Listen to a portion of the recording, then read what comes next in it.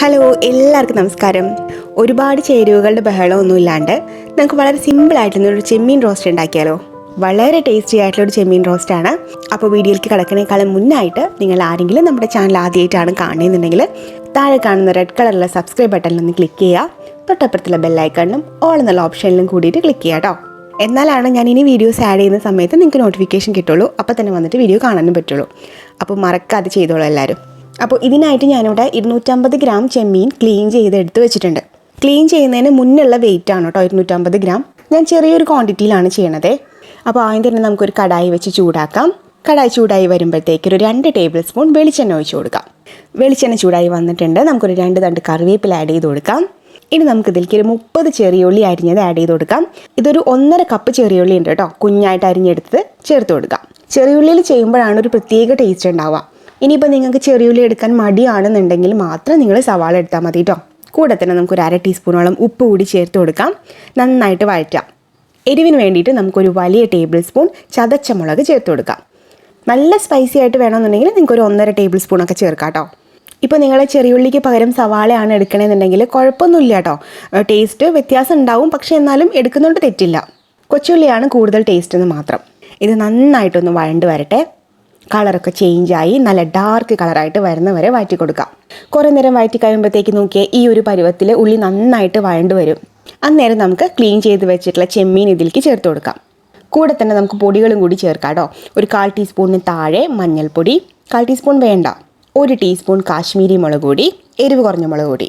കാരണം ഓൾറെഡി നമ്മൾ ഇതിനകത്തോട്ട് ചതച്ച മുളക് ചേർത്തിട്ടുണ്ട് എരിവിന് വേണ്ടിയിട്ട്. പിന്നെ 1/2 ടീസ്പൂൺ പെരുംജീരകം പൊടിച്ചത്, 1/2 ടീസ്പൂൺ ഗരം മസാല. ഇത്രയും ചേർത്തിട്ട് നന്നായിട്ട് മിക്സ് ചെയ്യാം.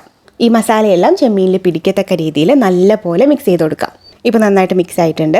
ഇനി ഇതിലേക്ക് ചേർക്കാൻ പോണത് പിഴിപുളി അഥവാ വാളംപുളി പിഴിഞ്ഞതാണ്. ഇതൊരു ചെറിയൊരു കഷ്ണം വാളംപുളി ഒരു 2 ടേബിൾ സ്പൂൺ വെള്ളത്തിൽ ഒരു 10 മിനിറ്റോളം ഞാൻ കുതിർത്ത് വെച്ചിട്ടുണ്ടായിരുന്നു. എന്നിട്ടത് നന്നായിട്ട് പിഴിഞ്ഞെടുക്കാം.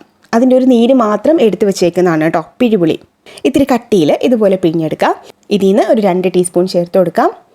പുളിയൊക്കെ നിങ്ങളുടെ ഇഷ്ടം അനുസരിച്ചിട്ട് നിങ്ങൾക്ക് മാറ്റങ്ങളൊക്കെ വരുത്താം കേട്ടോ. നിങ്ങൾക്ക് ആദ്യം വേണമെങ്കിൽ കുറച്ച് ചേർത്ത് മിക്സ് ചെയ്തതിന് ശേഷം ടേസ്റ്റ് നോക്കിയതിന് ശേഷം വേണമെങ്കിൽ കുറച്ചും കൂടി ചേർത്താൽ മതി. ഞാനിപ്പോൾ ഇതിലേക്ക് 2 ടീസ്പൂൺ ചേർത്തിട്ടുണ്ട്. നന്നായിട്ട് മിക്സ് ചെയ്യാം. യൂഷ്വലി നമ്മൾ പുളി ടേസ്റ്റിന് വേണ്ടിയിട്ട് റോസ്റ്റിലൊക്കെ തക്കാളിയാണ് ആഡ് ചെയ്യുക അല്ലേ.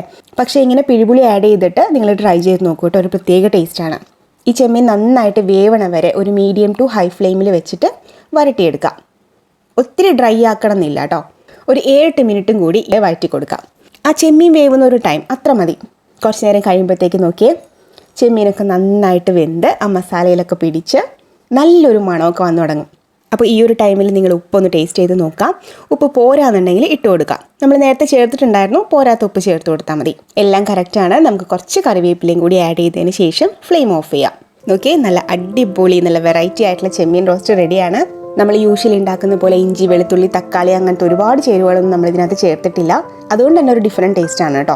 നമ്മൾ യൂഷ്വൽ ചെമ്മീൻ റോസ്റ്റൊക്കെ ഒന്ന് മാറ്റി പിടിച്ചിട്ട് വല്ലപ്പോഴൊക്കെ നിങ്ങൾ ഇങ്ങനെ കൂടി ഒന്ന് ട്രൈ ചെയ്ത് നോക്കൂ. ചപ്പാത്തിയുടെയും ചോറിൻ്റെയും അപ്പത്തിൻ്റെയൊക്കെ കൂടെ അടിപൊളിയാണ്.